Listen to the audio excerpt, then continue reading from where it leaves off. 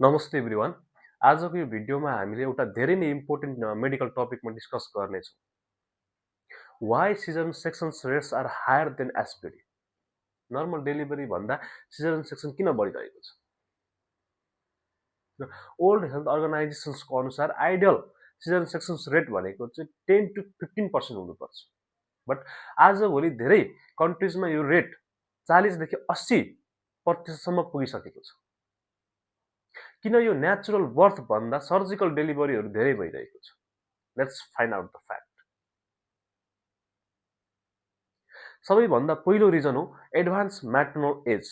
यसमा के हुन्छ भन्दाखेरि आजभोलि महिलाहरू चाहिँ धेरै नै ओल्डर एजमा चाहिँ बेबीहरू कन्सिभ गर्नुहुन्छ, जसले गर्दाखेरि चाहिँ जेस्टेसनल डायबिटिज अनि हाइपरटेन्सन जस्तो कम्प्लिकेसन्सहरू बढ्छ।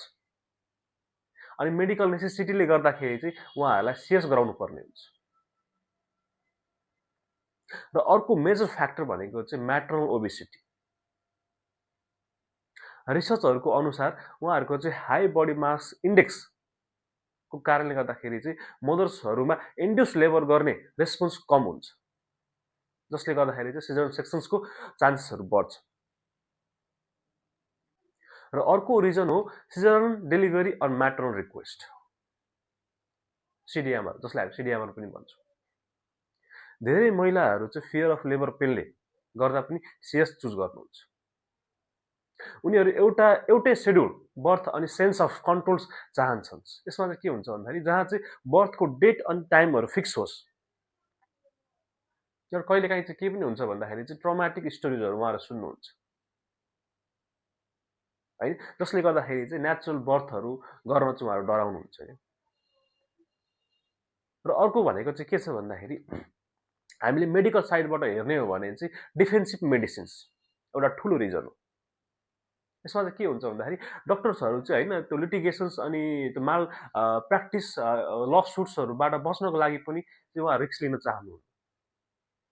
यसमा कस्तो हुन्छ भन्दाखेरि भेजाइनल डेलिभरीमा चाहिँ कम्प्लिकेसन्स भयो भने डक्टरहरूलाई चाहिँ ब्लेम गर्ने गरिन्छ नि त। त्यसले गर्दाखेरि उनीहरू सेफ साइडमा बस्नको लागि पनि सिएसहरू गर्ने बाध्य रहन्छन्। र साथै अर्को भनेको चाहिँ के भन्दाखेरि प्रोफेसनल्स कन्भिनियन्सले गर्दाखेरि पनि चाहिँ सिएसहरू धेरै हुन्छ, किनकि यो फास्ट हुन्छ अनि सेड्युल गर्न पनि सजिलो हुन्छ। यो अर्को रिजन भनेको चाहिँ प्राइभेट हस्पिटल्सहरूमा प्रफिट मोटिभले पनि एउटा फ्याक्टर हुनसक्छ कि सिजन सेक्सन्सको कस्ट चाहिँ एसबिडी भन्दा धेरै हुन्छ, जसले गर्दाखेरि चाहिँ एउटा होइन कमर्सियल पर्पजको लागि पनि यो केसहरू चाहिँ बढिरहेको हुन्छ। अर्को भनेको चाहिँ अर्बन एरियाहरूमा चाइल्ड बर्थले नेचुरल फिजियोलोजिकल प्रोसेस भन्दा पनि एउटा बायोमेडिकल प्रब्लम्सको रूपमा चाहिँ म्यानेज गर्ने ट्रेन्ड बढेको छ। र अर्को भनेको चाहिँ नेपालको कुरा गर्ने हो भने चाहिँ धेरै प्राइभेट हस्पिटलमा सिएसको रेट 81% पुगेको छ। र काठमाडौँको मेन हस्पिटल्सहरू जस्तै पाटन अनि टिएचमा पनि वर्षै नै यो केसहरू चाहिँ बढिरहेको छ। र नेपालमा पनि एजुकेसन्स, वेल्थ अनि अर्बन रेसिडेन्सीहरूले गर्दाखेरि चाहिँ सिएसहरू धेरै नै बढिरहेको फ्याक्टर छ। Caesarean sections life saving surgery हो, तर यो बिना कारण गर्नु रिस्की हुनसक्छ। मदर्सलाई इन्फेक्सन, सिभियर ब्लिडिङ अनि फ्युचर प्रेग्नेन्सीमा चाहिँ युटेराइन्स रप्चरहरूको रिस्क बढ्न सक्छ। र बेबिजहरूमा पनि रेस्पिरेटरी प्रब्लम्सहरू होइन, ब्रिदिङ इस्युहरू र लेटर लाइफमा चाहिँ कस्तो हुन्छ भन्दा ओबेसिटीको चान्सहरू बढ्न सक्छ। र यो सिजन सेक्सन्स भनेको चाहिँ एउटा नेसेसिटी हुनुपर्छ क्या, लग्जरी होइन, जुन चाहिँ अहिले कन्सेप्ट है चेन्ज भइरहेको छ मान्छेहरूको। हामीले मेडिकली जस्टिफाई केसमा मात्र सर्जरी चुज गर्ने हो। र सेफ मदरहुडको गोल चाहिँ के हो भन्दाखेरि हेल्दी मदर्स अनि हेल्दी बेबी पनि हो नि त है। त्यो हिसाबले गर्दाखेरि सबै ठाउँहरूमा चाहिँ सिजन सेक्सन्स चुज नगरौँ रहरले।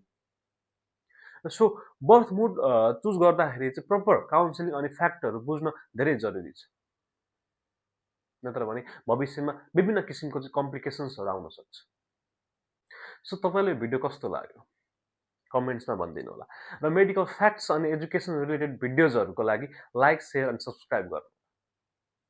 Stay healthy, stay safe. नमस्कार।